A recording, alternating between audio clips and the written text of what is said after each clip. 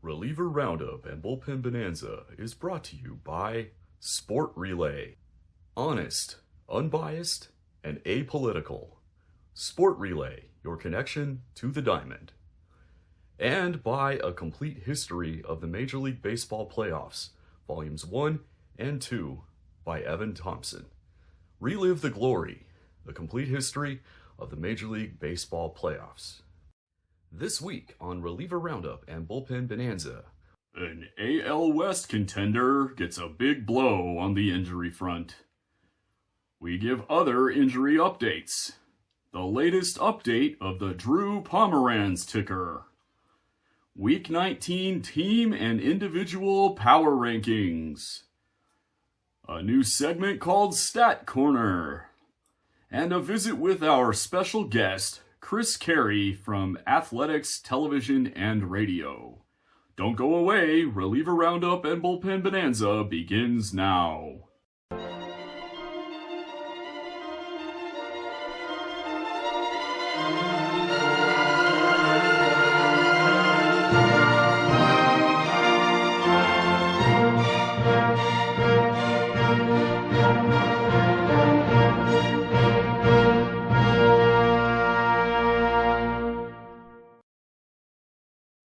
Welcome to Reliever Roundup and Bullpen Bonanza. I'm your host, Evan Thompson, Editor-in-Chief, National Writer, and Athletics Writer at Sport Relay. I also wrote these two books, Complete History of the Major League Baseball Playoffs, Volume 1, The Pre-Divisional Tiebreakers through 1976, and Volume 2, 1977 through 1984. Volume 2 also includes the famous Bucky Dent game from 1978 to determine the American League East tiebreaker, as well as the 1980 National League West tiebreaker between the Houston Astros and Los Angeles Dodgers. If you are interested in ordering a copy or two, there are links in the description box below this video. We have finished Week 19 of the 2025 season. Our statistics include all games through the end of play on Wednesday, August 13th. Let's take a look at some of the biggest stories from the past week in the world of relief pitching. Our biggest story is an injury that could greatly impact the American League West race down the stretch. The Houston Astros placed closer Josh Hader on the 15-day injured list August 12th with a left shoulder capsule strain. According to Brian McTaggart of MLB.com, Hader will not throw for roughly 3 weeks while rehabbing, after which the club will determine the next steps. In the same report, McTaggart noted that Houston activated Sean Dubin from the injured list, where he had been with a forearm strain prior to Tuesday's game, but Dubin surrendered 4 earned runs, including 2 home runs, while recording only 1 out in a 14-1 loss to the Boston Red Sox. On to some other injury news. In Pittsburgh, there's promising news for a pair of Pirates. Tim Mayza, out since April 19th with a left shoulder lat strain, and Justin Lawrence sidelined since April 24th with right elbow inflammation. Both are throwing side sessions at the Pirates' Florida complex, with projections to begin facing hitters by the 3rd week of August and a goal of returning to the majors before season's end.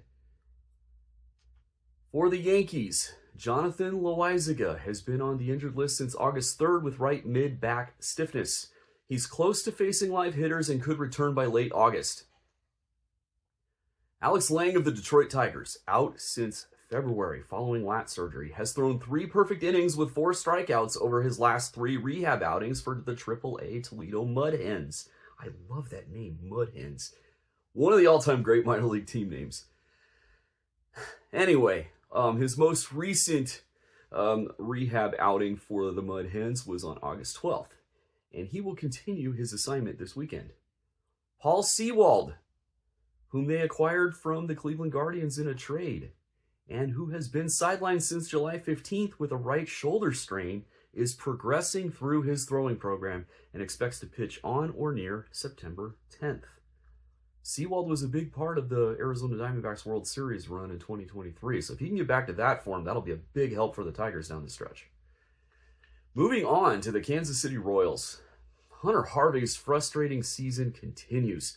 After missing over 4 months with a right teres major strain, returning on July 25th, he landed back on the injured list August 11th with a grade 2 right adductor strain. That's a muscle near the groin.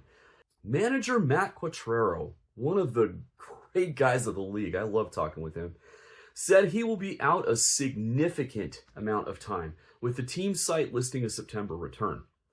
Steven Cruz, on the injured list since August 3rd with a right shoulder impingement, began a throwing progression on August 10th and is expected back later this month.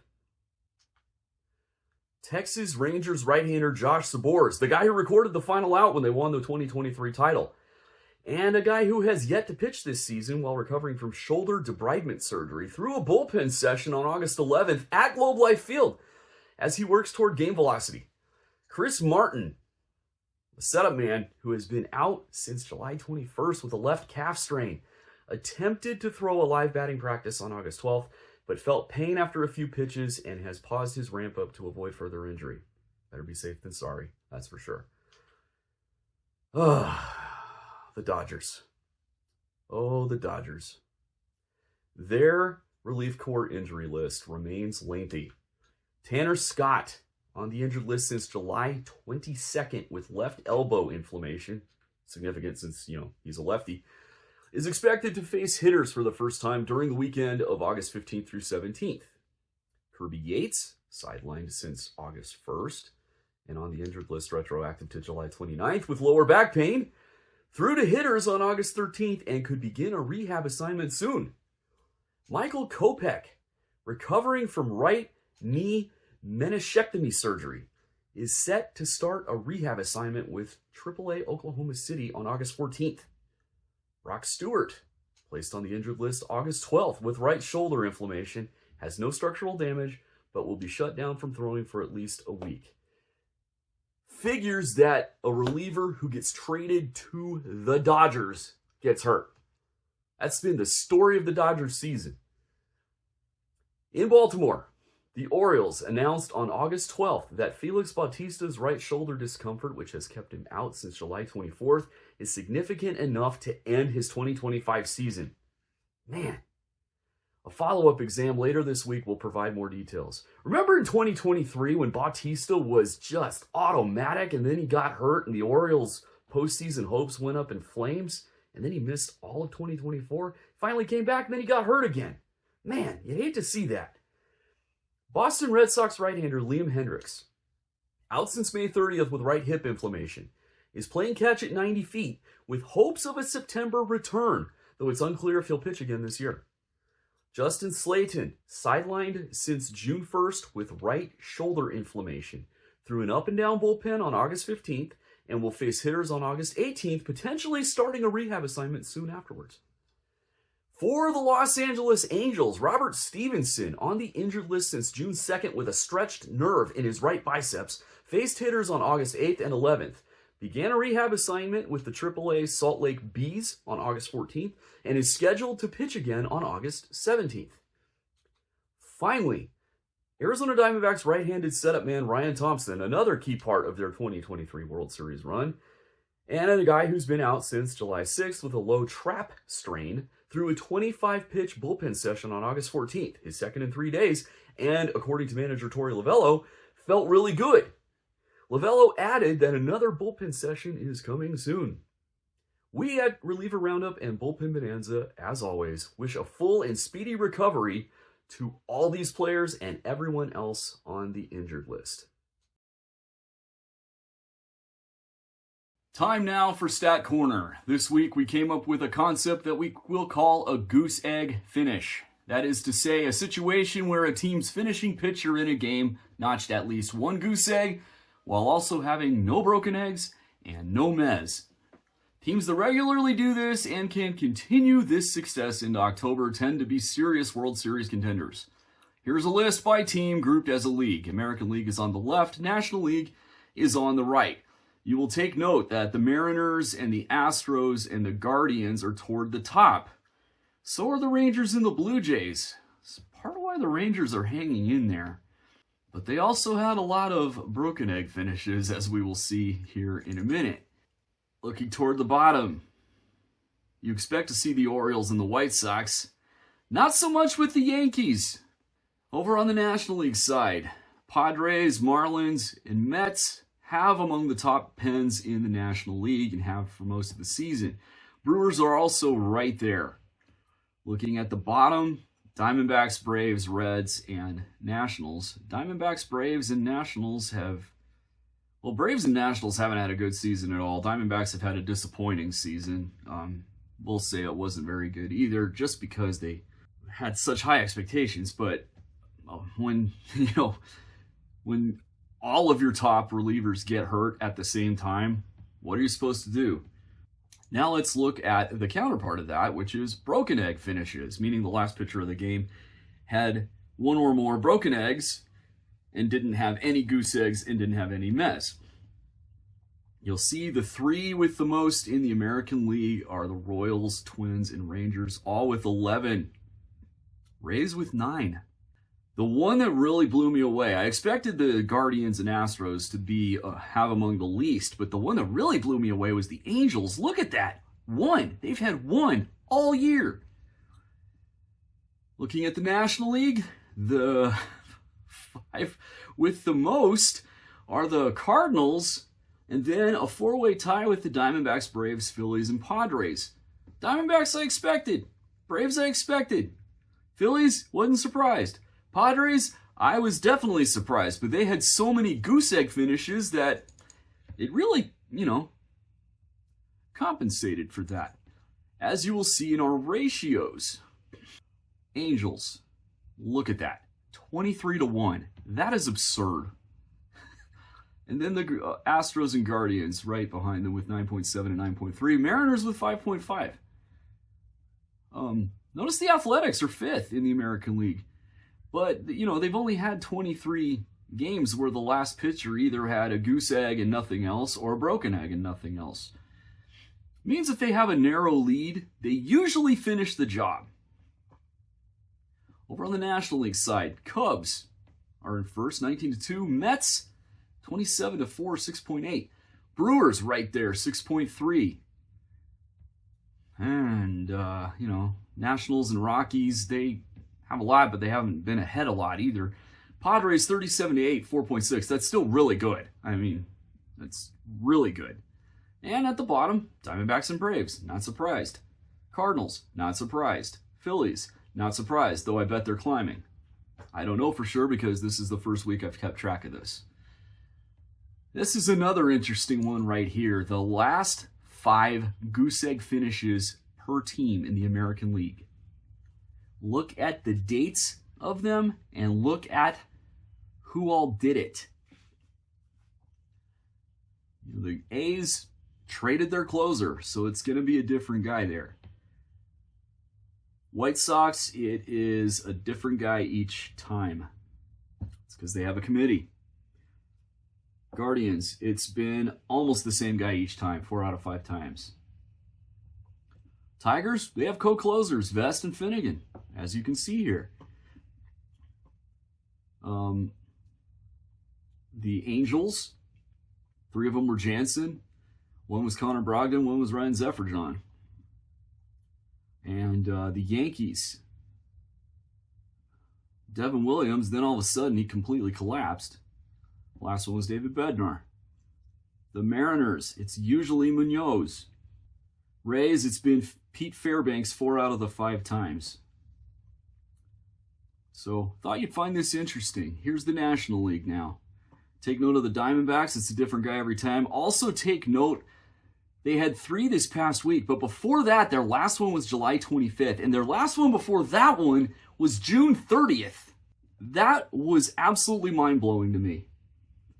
So pause this, take a look at it, comment on anything you found interesting in these slides, the goose egg finishes for the AL, goose egg finishes for the National League.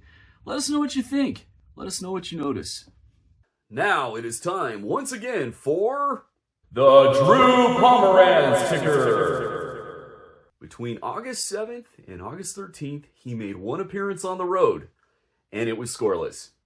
That means that as a reliever, he still has not given up an earned run on the road since July 21st, 2021 at Atlanta. His road scoreless streak has increased to 20 appearances. We will, of course, keep tracking this impressive streak as long as it lasts. Coming up next, the team power rankings. Welcome back to Reliever Roundup and Bullpen Bonanza. It is time now for the Team Relief Corps Power Rankings. They include every pitch thrown in relief by a player wearing their uniform, excluding position pitchers. This table shows the scoring breakdown. Teams are ranked in clutch, run prevention, base runner prevention, and command, weighted as shown.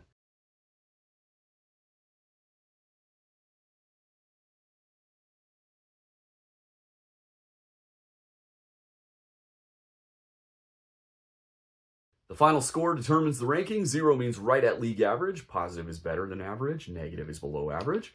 A score of 100 means the team is 100% better than league average. A score of 50 is 50% better. A score of negative 50 is 50% worse, and so on. Each whole number is equal to 1 percentage point. Statistics run through the end of play on Wednesday, August 13th.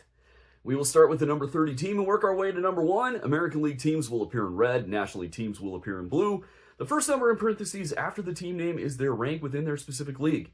The number after the comma indicates the change in their major league rank since our last episode. Here we go! This week's rankings tell a familiar story at the very bottom. In pray for a blowout win, the Washington Nationals remain stuck in 30th with a score of negative 11.7.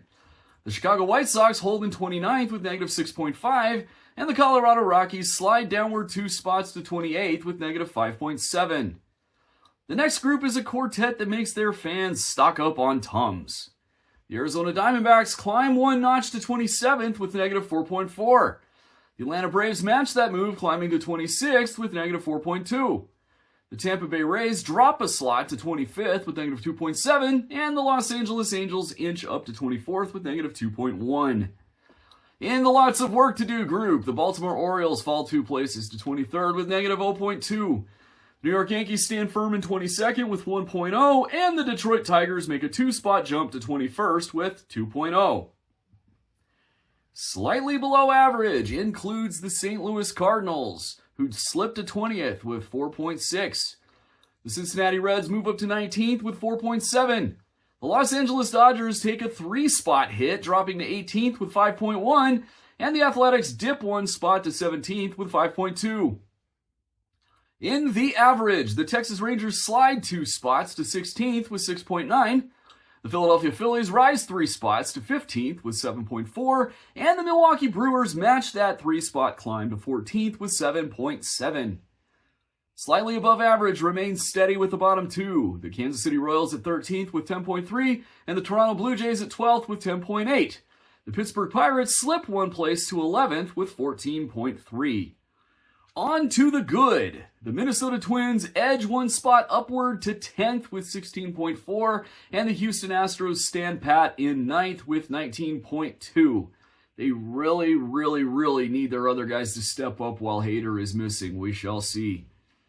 In the very good, the San Francisco Giants dip 1 to 8th with 21.1. The Chicago Cubs climb a spot to 7th with 21.2. The New York Mets plummet 3 spots to 6th with 21.4, and the Miami Marlins hold in 5th with 21.7. The Seattle Mariners make one of the week's bigger moves, jumping 2 places to 4th with 22.7. Finally, the elite tiers. You'd better take an early lead against the Boston Red Sox, up 1 spot to 3rd with 27.3. In the elite, the top 2 teams have traded places with each other, but still have the top score in their respective leagues. The San Diego Padres have slipped to 2nd in the majors with 37.4, and the Cleveland Guardians have seized the top spot with 38.9. The biggest gainers in this edition of the rankings are the Phillies and Brewers, who each climbed 3 spots, and the Tigers and Mariners, who each climbed 2. The biggest drops came from the Dodgers and Mets, who each fell 3 spots, and the Orioles, Rockies, and Rangers, who each fell 2. Before we end this segment, a look at this week's scatter plot.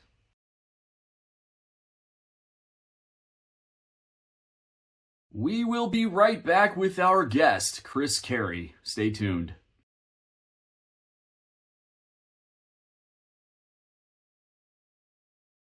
Welcome back to Reliever Roundup and Bullpen Bonanza. I have a special guest here with me. I was having trouble finding a guest this week, and I sent up the bat signal, and look who answered.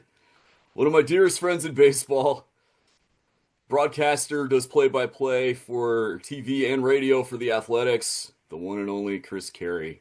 Chris, welcome to the show. Evan, great to see you, buddy. I don't know if the bat signal is exactly what you put out. I need to gain a few pounds of muscle or lose a few pounds of fat to even be close to that, but happy to be here, and I appreciate the kind words, my friend. Hey, anytime. So, we met 2 years ago while you were broadcasting for the Double-A Amarillo Sod Poodles, whose major league affiliate, the Diamondbacks, I was covering at the time. And we started talking, and we've been friends ever since. Yep. It's been great. And part of why covering the A's has been so fun this year is it's just a blast getting to hang out with you and Johnny and Jessica occasionally and Steve occasionally and Martine all the time. But I'll stop delaying. Let's get to business here. Speaking of the A's, they pulled probably the most, no, I won't say probably, they pulled the most shocking trade of the trade deadline. None of us saw this coming. Martine and I even spoke a few days before in Houston about how we were certain the A's weren't going to trade any pitchers. Then they traded both Miller and JP Sears. First off, how surprised were you when you heard about it? He wasn't warming up in the ninth inning that night right before the deadline. You saw him down. I had heard whispers about it before the game. And, I think and I don't want to say I saw it coming because I don't want to say that's just not true, but it's definitely in the back of your mind what the team was going to do. And if they were going to give up Miller, it had to be for something special. And for one of the top prospects in all of baseball, Ageless, DeVries, and three different pitchers, including one that has already had major league time with the A's this year now, and Eduardo Nunez, it was an offer that David Force could not refuse. And for Mason Miller, he's found a place in San Diego where he can go compete for a championship as early as this year. And I think it was a deal that worked out for both parties. So for Mason, was really excited for him, was really excited for JP Sears, and really excited about what the A's got in return. For Mason, don't know what his role is going to be in the future of San Diego, if they're going to continue having him in the back end of that bullpen, or if, as I've heard some whispers, they make him a starter. But at the end of the day, they are gaining a professional, they're gaining a true talent, and they're gaining a guy who can get outs in high leverage situations, which is exactly what they needed at this point in the season. And so far, it's paid off for them. Oh, definitely. And viewers, don't get us wrong. Chris and I both are going to miss Mason terribly. He was just a wonderful human being to be around. And you saw the week he was traded, he was the guest on the show. So our very first ever player guest. We also miss JP. He was a great guy. If we needed anything about the pitching staff, JP was always there to answer our questions. And his teammates loved him. So there's that. Now, how have you seen the A's moving forward from trading Mason? They've got Newcomb closing now, right? Well, they've got this three-headed monster. It just kind of depends on night by night. Michael Kelly, Sean Newcomb, Elvis Alvarado, different looks, guys that can match up against both sides of the plate. And it's been great. I mean, look at the second half for the A's. They have, led in a number of statistical categories. They're scoring more runs per game. They're hitting more homers than they did really in the first half. Shea Langoliers is tearing the cover off the baseball. Nic Kurtz, obviously, comes right back into the second half having a 4-homer game. I mean, there's some unbelievable storylines with the A's right now. And as we know, last year, they were a second half team. They finished 32-32 over the last 64 games after a 100-plus loss season the year before, Evan. So, the A's have historically been a second half team of recent history, at least as long as I've been here. It's just a question of if they can sustain that starting in 2026 and get off to a hot start and really put that dreadful month of May behind them.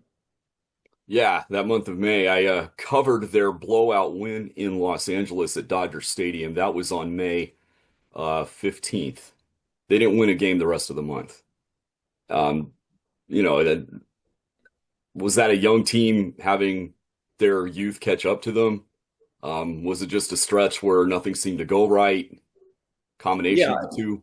I think it's a good question. I think they did win one more game, Evan, against the Phillies at home, but they did not win many at all in May, and I think that really set them back. But the way they've responded is really what we should talk about. The way that they have basically burned the page out of that book. That whole month of May, they've forgotten about and have started building towards the future. Kurtz, Rooker, Langoliers firing on all cylinders. The supporting characters like Hernandez, J.J. Bleday, Colby Thomas starting to heat up. Guys who have had AAA time this year, guys who have had to go down to AAA and rediscover themselves are now contributing in a big way to the Major League club. But to answer your question, I don't know if it was the youthful inexperience or what it was, but it just felt like nothing was clicking. There were games that the A's had leads and they gave them up. There were games where you felt like, oh, this is the day they're going to win it, and they just didn't. Toronto was a perfect example of that. The 4-game series against Toronto was just a backbreaker that you felt like they weren't going to recover from, but somehow, some way, as they do, and as David Forst's clubs and Mark Kotsay as a manager has done, they have forgotten about the past and started to build toward a successful future. And I think that is what's been really impressive, is seeing the resilience of these guys, the memories of a goldfish for each of them to just say, you know what, that's in the past. We can only control our controllables on this day, tonight, and then in the future. And that's what they've done. They've done a lot better. They played better defense. Their offense is obviously one of the best in the league, which is no surprise considering the personnel that they have. And pitching, starting pitching especially, has been much better. And I think that, you're nothing without pitching. When Severino and Springs and Jacob Lopez, who's been a refreshing delight to see in that number 3 spot for the A's rotation, and the bullpen figuring things out. Those are all things that you can look at and say, this is a big positive for the green and gold. Absolutely. That's one thing about that clubhouse. You walk in before a game, you have no idea what their record is because they're the same every time. They're loose. They're in great moods, and you can tell that on their minds they're thinking, all right, we're going to win today. We're going to win this game today. Who cares about everything else? Today, we're winning this game. And that's exactly what you have to do. I've seen other teams that have been in a tailspin where you go in and you can tell they're dreading going on the field. Yeah. There's a level of cohesion that exists in this clubhouse. Everybody likes each other. Everybody wants each other to succeed.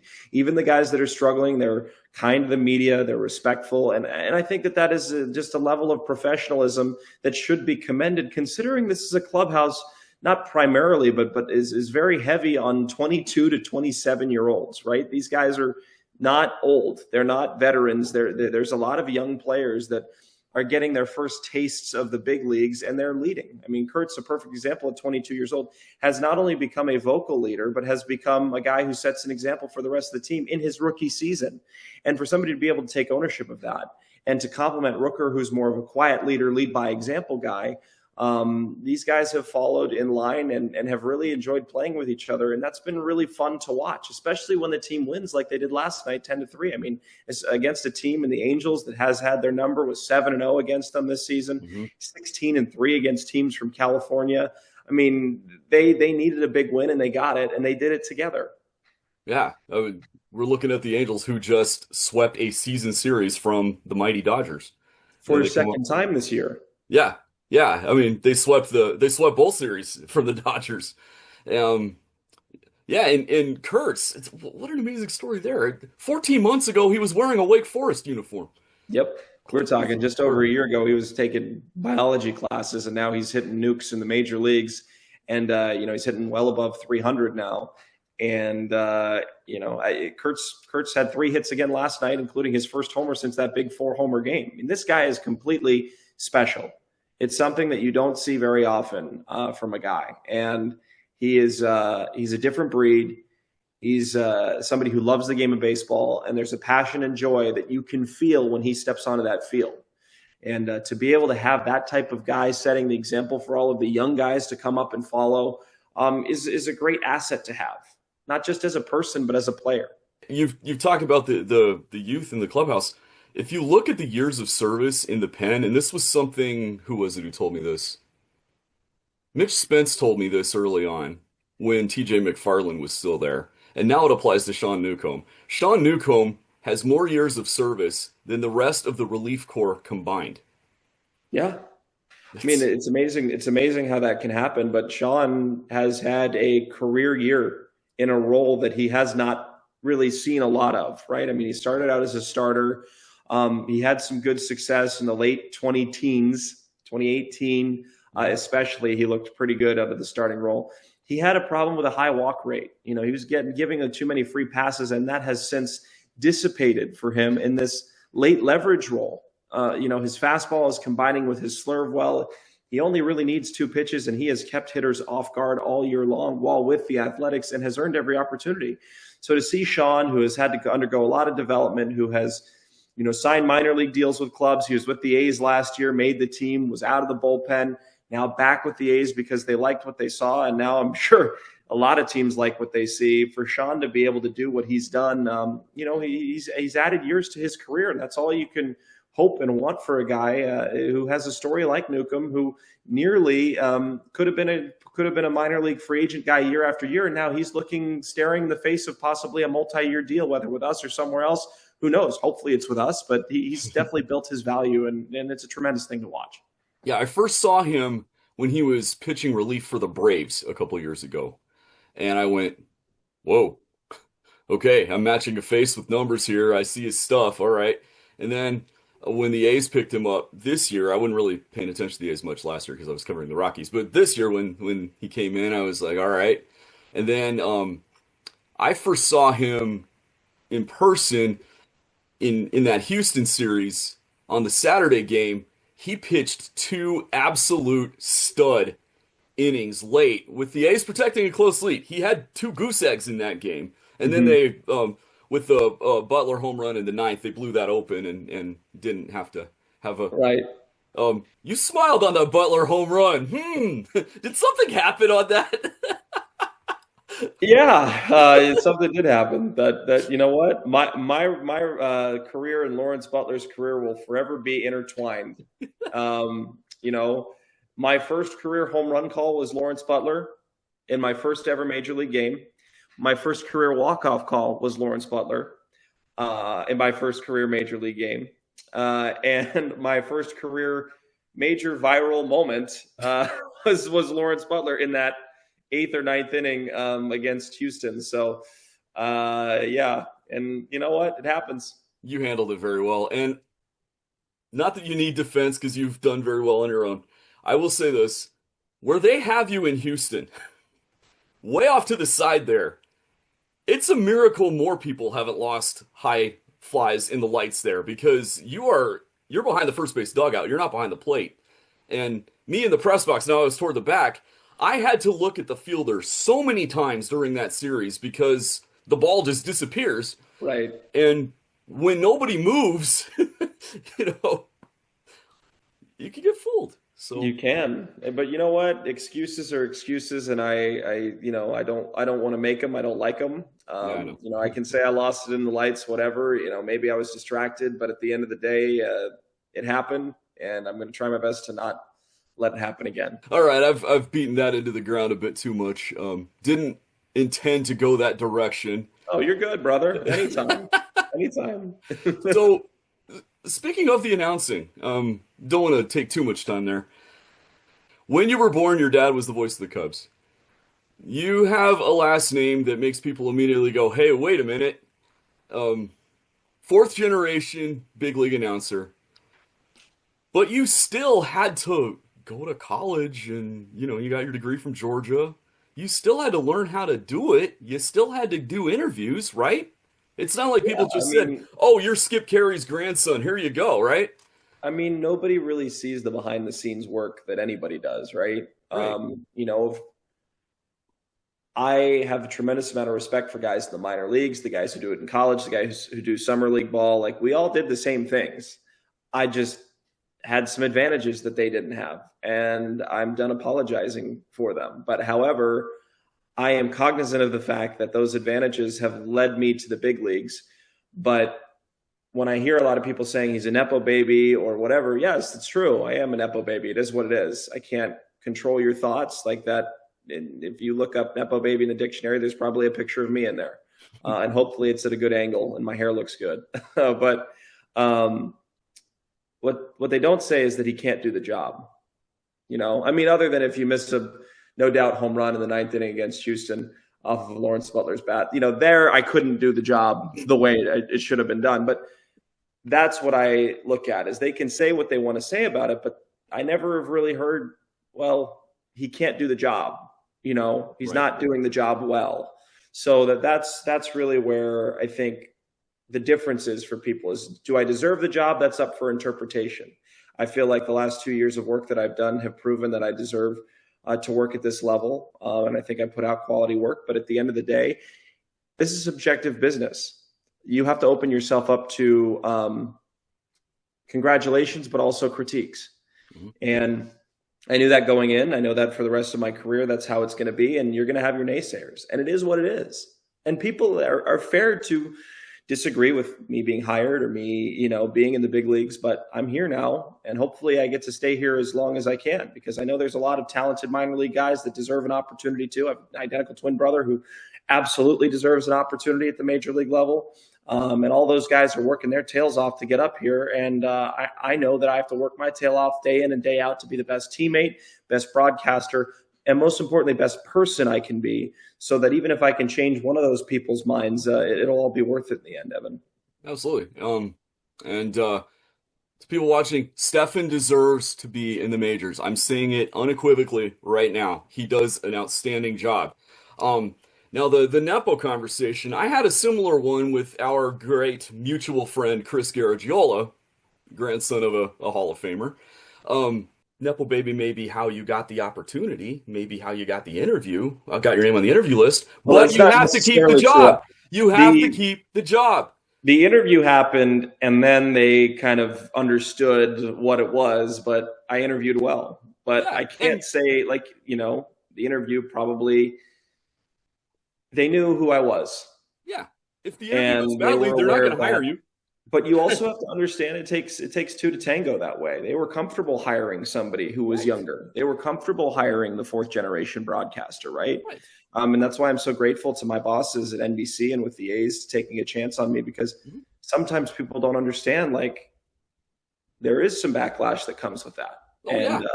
They have supported me my entire career, and I'm really, really excited about the future that we get to build on A's telecasts for years to come, hopefully. Right. They know that going into it, and they still hired you because they knew you could do the job. They know the backlash that's going to come with it. You know the backlash that's going to come with it. Guys have told me it's hard to get to the big leagues, but it's even harder to stay. I think that's true with broadcasting too. It's hard to get there, and it's even harder to stay. You have to prove that you can do the job and still do it well, and you have to do it well over and over and over again. So I commend you for that. I admire you for that, for all that you do there in your work in broadcasting, and how supportive you are as a person of everybody else around you. You want everyone to be successful, and it shows. Well, thank you. Can't ask for more.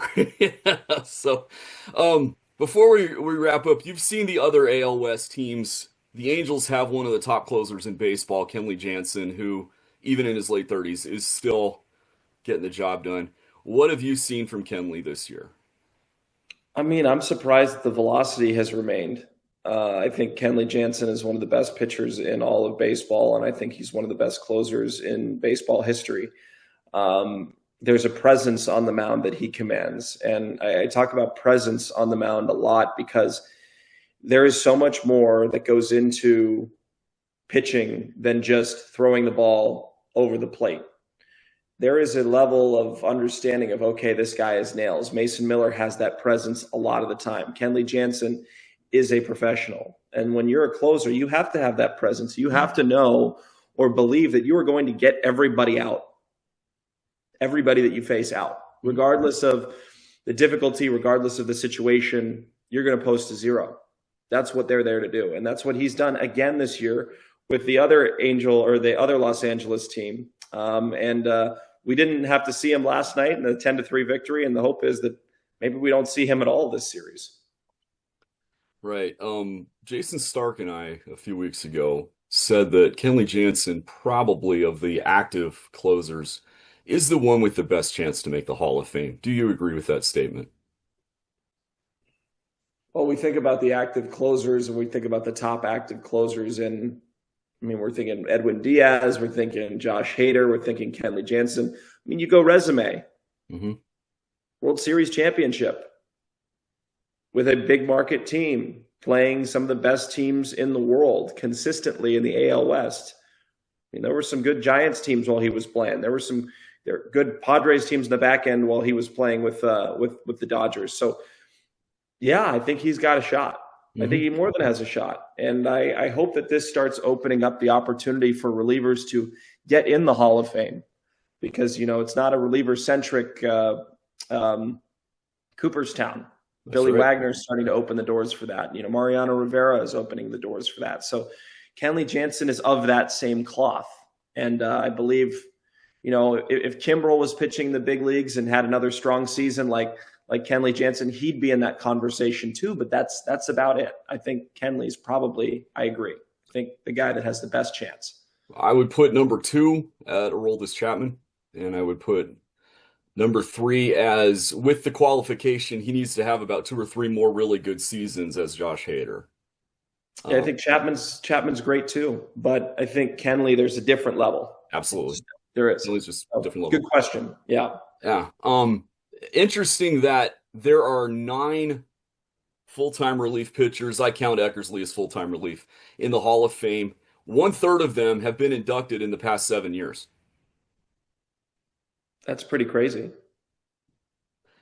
What does that tell you about how hard it is to be a relief pitcher and be really good at it for a long time? I mean, a few of them are athletics. Eckersley, Raleigh Fingers. I mean, the relief list is not a long one. But I think that people are starting to take notice of how important and stressful those situations are because, yeah, it is incredibly impressive to go out and start and be a 200-game winner and to have 2,000, 3,000 strikeouts, or Justin Verlander's 3,500. It is. But, pitching every day is also difficult. Coming in any situation, coming in late, doing all of those things. And relievers are starting to get the shine they deserve. And I think it's awesome. Yeah. Well, we'll end with that one there. You've got a ball game to call tonight, and you probably need to relax a little bit before you have to leave for the ballpark. So thank you, Chris, for giving so much of your time. Thanks for coming by here. Hoping to have you on here again at some point. Hoping I can make it to St. Louis so I can see you and your whole crew. Yeah. Maybe get your brother to come on here or your dad. Yeah, that'll be fun. Whatever. We'll talk about it later, buddy, but just so happy with your success and you running the show, and good to see you as always, my friend. Thanks, man. We'll be right back. Stay tuned. Welcome back to Reliever Roundup and Bullpen Bonanza. Time now for the individual power rankings. Statistics include every regular season game through the end of play on Wednesday, August 13th. To qualify, pitchers must have at least 24 relief appearances. And for the Goose Egg per Broken Egg Plus stat, which is the backbone of the clutch category, there is a minimum of 12 goose eggs plus broken eggs. As always, the full breakdown of our ranking methods can be found in the link in the description box below this video. First, the American League middle relievers. Coming in 10th with 14.3 from the New York Yankees, Devin Williams. Now, Yankee fans, before you show up on my doorstep with pitchforks and torches, when you rank him as a middle reliever, using the middle reliever stats that we use, he comes in 10th. When we rank him as a setup man or a closer, no, his score is not good. But as a middle reliever, it's 10th in the American League. Got it? Okay, back to the rankings. Coming in 9th, Eduard Bizardo of the Seattle Mariners with 14.9. In 8th, from the Blue Jays with 17.7, Brendan Little. In 7th, with 18.0, from the Rangers, Hobie Milner. A pair of Rays come in 6th and 5th, with 18.7, Garrett Clevenger, and with 18.9, Brian Baker. In 4th, Stephen Okert of the Houston Astros with 19.9. Coming in 3rd, from the Rangers with 21.9, Sean Armstrong. In 2nd, with 23.1, from the Astros, Bennett Souza. And in 1st place, once again, with 38.7 from the Blue Jays, and with a significant 15.6 point lead, Braden Fisher. Now we head to the National League middle relievers, where there's a new number 10. Grant Anderson of the Milwaukee Brewers with 12.9.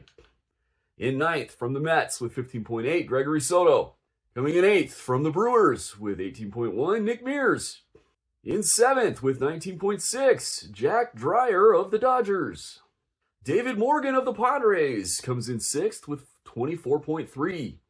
In 5th, from the Brewers with 25.5, Shelby Miller. In 4th, from the Cubs with 27.3, Caleb Thielbar. His teammate Drew Pomeranz is in 3rd with 32.0. And the top 2 are a pair of Padres. Jeremiah Estrada has 34.1, and All-Star Adrian Morejon has 37.5. Shifting to the American League setup men, in 10th from the Blue Jays with 55.5, Louis Varland. In 9th from the Rays with 58.0, Edwin Uceta. In 8th, the first of a pair of Yankees with 71.7, Luke Weaver. And in 7th, Camilo Doval with 72.3. In 6th, from the Guardians with 80.0, Hunter Gaddis. In 5th, from the Rays with 89.7, Griffin Jax. Matt Brash of the Mariners comes in 4th with 93.1. Garrett Whitlock of the Red Sox in 3rd with 106.9. Sounds like an FM radio station. Coming in 2nd from the Royals with 113.6, Lucas Erceg. And in 1st place from the Astros with 123.2, Brian Abreu, who is closing for the time being. Across to the National League setup scene, where the top 2 have opened some daylight. In 10th, from the Mets with 57.0, Ryan Helsley. In 9th, from the Dodgers with 60.2, Alex Vesia. Tony Santillan of the Reds is in 8th with 70.5. From the Phillies is our 7th place finisher, Orion Kerkering with 71.0.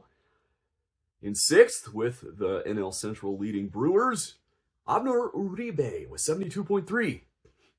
In 5th, from the Mets with 73.7, Tyler Rogers.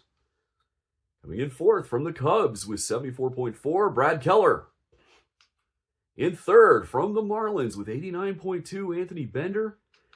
And a big gap to the number 2 and number 1 guys, both from the Padres with 104.4, Mason Miller. And with 123.9, All-Star Jason Adam. Finally to the closers, starting in the American League.